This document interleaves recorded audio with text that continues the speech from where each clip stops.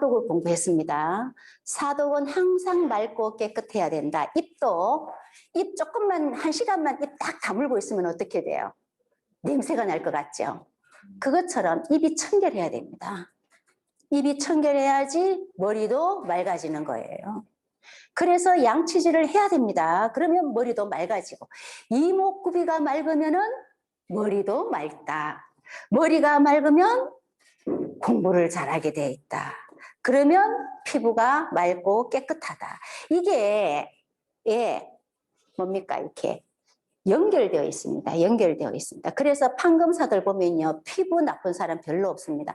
제가 한 사람 딱 한 100명에 한 사람인데 여드름이 좀 많이 이렇게 자국이 있더라고요. 근데 거기다가 이 사시나 행시에 패스한 사람들은요, 또 의사 고시에 패스한 사람들은 다 피부가 맑고 두텁습니다. 그것은 뭐냐? 이목구비가 맑다, 머리가 맑다, 이렇게 해석이 돼가는 거죠. 자, 사도. 제가 물어봤습니다. 나는 대구에 있을 때 서울대 다음에는 경북대학이라고 생각했어요. 경대의대가 정말 실력이 있었어요. 그때는 아무리 아파도 병원에 한번 갔다 오면 다 났었어. 물론 시대가 그랬을 것 같아. 그래서 나는 경대의대생이야말로 진짜 실력자다 이렇게 생각했어요.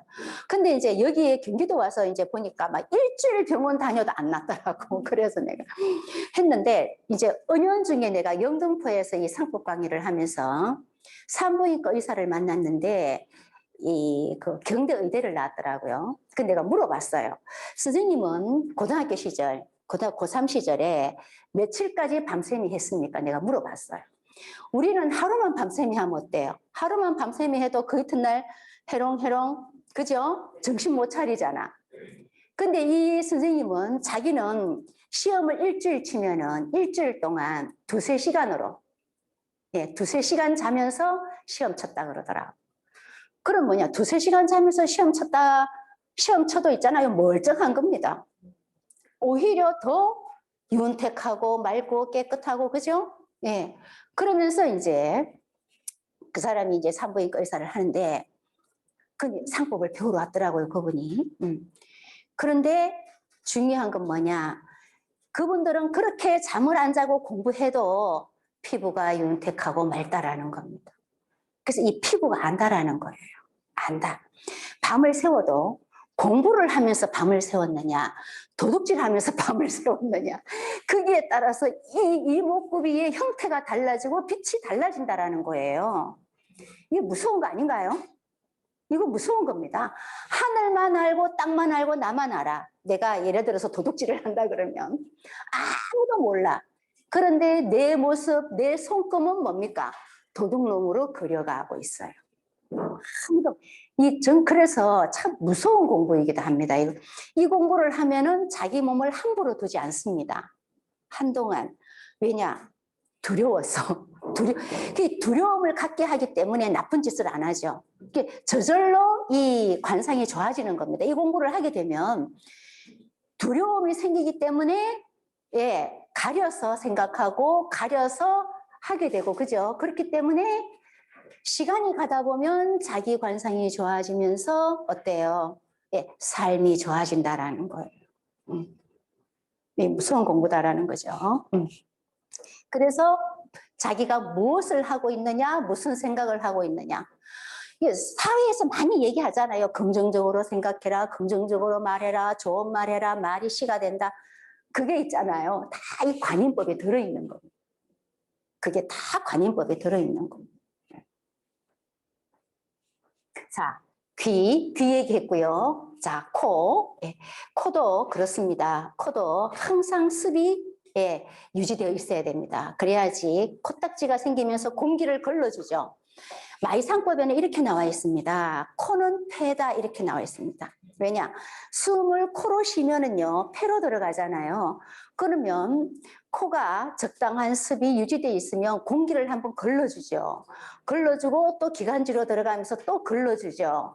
그러면 폐의 부담이 적어집니다. 그죠? 근데 숨을 쉬면서 공기를 그렇게 걸러주지 않으면, 온도를 그렇게 맞춰서 허파로 보내지 않으면 엄청 힘들고 폐가 힘들어진다라는 거죠. 그래서 우리 몸속에 있는 폐를 못 보죠, 우리는. 뭐 수술하려면 의사들만 보죠. 우리는 코를 보고 폐를 향하는 거죠. 자, 폐가 보고 싶다 하면 코를 보게 되는 거죠. 그래서 코는 폐다 이렇게 나와 있습니다. 상법에. 예. 그만큼 예. 이 숨쉬는 호흡법 있죠. 호흡과 폐가 연결되어 있고, 실제적으로 또 이 논기로 들어가면은, 논기, 말상법에 다 있습니다. 논기로 들어가면은 호흡을 굉장히 중요시 하는데요. 이 호흡법이 1:2 호흡법이 있습니다. 들어보셨나요? 호흡법. 단전 호흡이나 명상 수련 가면 호흡을 하죠. 예. 혹시 단전 수련 해보셨어요? 단전 호흡이나 명상 수련 하러 가면 이 호흡합니다. 호흡은 1:2 호흡법입니다. 1:2 호흡법. 그럼 이런 뭐냐? 숨을 쭉 들이쉬는 걸 한 번으로 봅니다. 자, 천천히 이렇게 자기 폐활량 끝까지, 그죠? 들이쉽니다. 그 다음에 들이신 이 숨을 두 번으로 나눠서 내쉽니다. 그랬을 때 이제 자, 두 번으로 나눠서 천천히 내쉬면서 하나, 둘, 셋 하면서 딱 한 번 멈췄다가 또 한 번 쑥 내쉬는 거예요. 그게 1:2 호흡법입니다. 그 1:2 호흡법, 이게 관인법에도 있어요. 여기 그 마이상법 논기로 들어가면은 호흡은 기로 한다라고 보는 겁니다. 그럼 이제 그 기가 충만한 사람은 숨 쉬는 게 힘들지 않겠죠? 우리 숨 쉰다고 쉬나요? 그냥 자동적으로 숨을 쉬고 있잖아요. 그런데 우리가 이제 기력이 떨어지고 좀 질병에 걸리면 어때요? 숨쉬기 어렵죠? 그죠? 노인네들 숨쉬기가 이러면서 막 숨소리가 막 쌕쌕 나잖아요. 그건 뭐냐면 이제 기가 떨어졌다라는 겁니다. 숨쉬기도 그만큼 원활하지 못하다라는 거예요. 그럼 노쇠했다라는 겁니다. 그 어렸을 적, 젊었을 적에는 숨 쉬는 게 자기도 모르게 쉬는 겁니다. 그거는 기운이 충만하다라는 거예요. 그럼 노인들에게 수명이 얼마나 남았는가를 볼 때 호흡을 측정합니다. 젊은 사람처럼 숨을 쉰다면은 노인도 아직 수명이 정정하죠. 그런데 젊은 사람이 노인처럼 숨을 쉬고 싹싹거리고 숨 한 번 쉬기가 힘들면은요, 아이고 젊은 사람이 좀 힘들구나 이렇게 하는 거죠. 그럼 숨 쉬는 것도 관인법인가요? 관인법이 굉장히 중요합니다. 숨 쉬는 거를 동시에 본다라는 거예요. 자, 그럼 우리 한번 1:2 호흡법을 한번 해보죠. 그죠? 자세를 바르게 해서 한번 앉아보시고요. 저는 그냥 이 호흡을 하면서 그냥 물론 숨 쉬는 것도 중요하지만 팔을 들어 올리면은요, 이 폐가 쫙 열립니다. 이렇게. 자, 숨을 천천히 들이쉬면서요, 팔을 쫙 올려보는 겁니다. 입은 꼭 다물어야 됩니다. 입은 다물고 코로.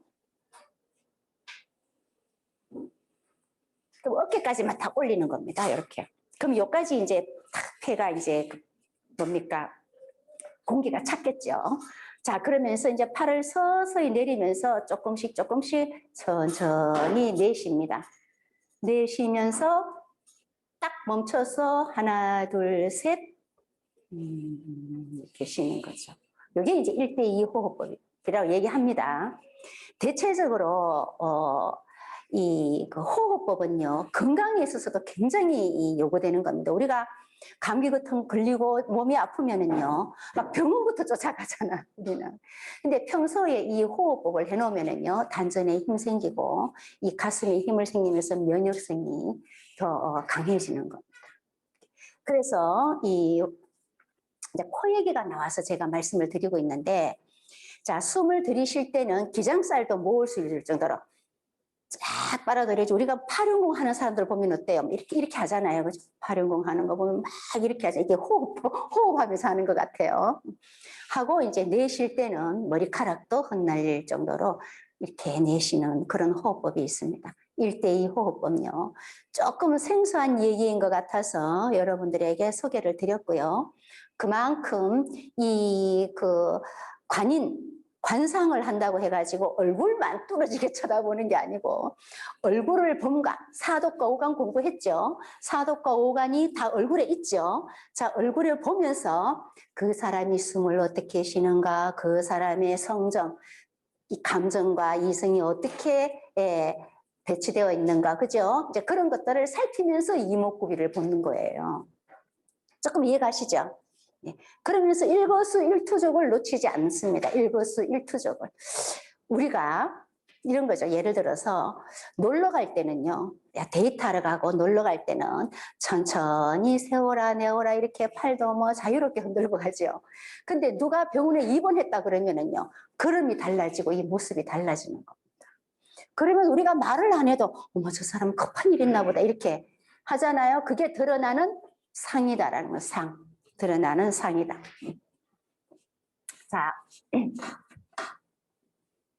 자, 상에 대해서 조금 말씀드릴게요. 자, 오늘은 사독과 오간을 하고요. 상에 대해서.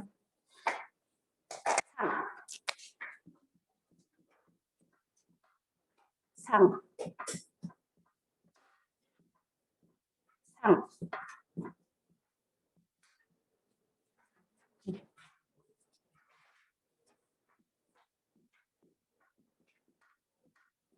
이렇게.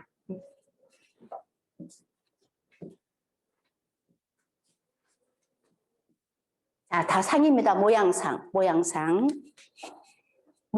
여기 서로 상, 모양상, 도울상 이렇게 되죠. 그죠? 상. 여기도 상입니다. 생각상. 예. 여기는 코끼리상, 모양상 이렇게 다 모양이라는 의미가 들어 있습니다. 모양상, 코끼리상. 여기도 모양상 이렇게. 근데 다 쓰임새가 다릅니다. 우리는 관상 이러잖아요. 관상하면 어떤 글자인가요? 요 글자죠. 관상하면은 요 1번 글자입니다. 1번 글자. 관상 이렇게.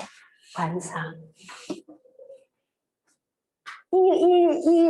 이 상자는요. 상상의 나래를 편다 할 때 상입니다. 상상의 나래. 생각상인데 상상의 나래를 머릿속에서 돌아가는 거죠. 머릿속에서 오늘의 이 광경을 생각하는 겁니다. 머릿속에서 돌아가는 생각상. 상상의 나래를 편다 할 때 상.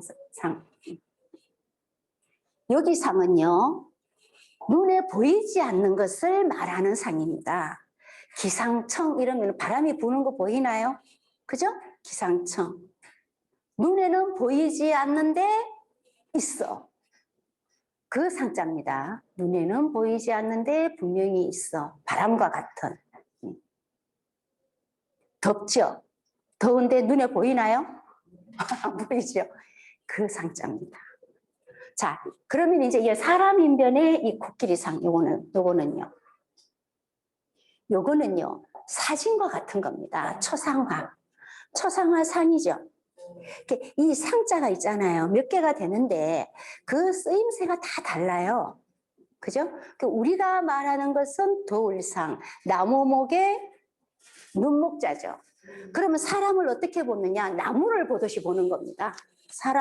사람을 어떻게 보느냐? 나무를 보듯이 보는 겁니다. 나무를 보듯이. 나무는 뭐 가냘프냐, 고목이냐, 뭐 어떠냐, 잎이 싱싱하냐, 뭐 가지가 얼마나 뻗었냐, 뿌리는 어디까지, 뭐 줄기는 어떤 모양인가. 나무를 보듯이 사람을 본다라는 의미가 이 관상의 생각상에 들어 있습니다.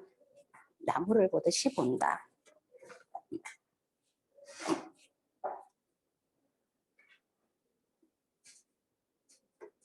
자, 조금 도움 말씀을 드렸습니다. 자, 오관 사독을 했습니다.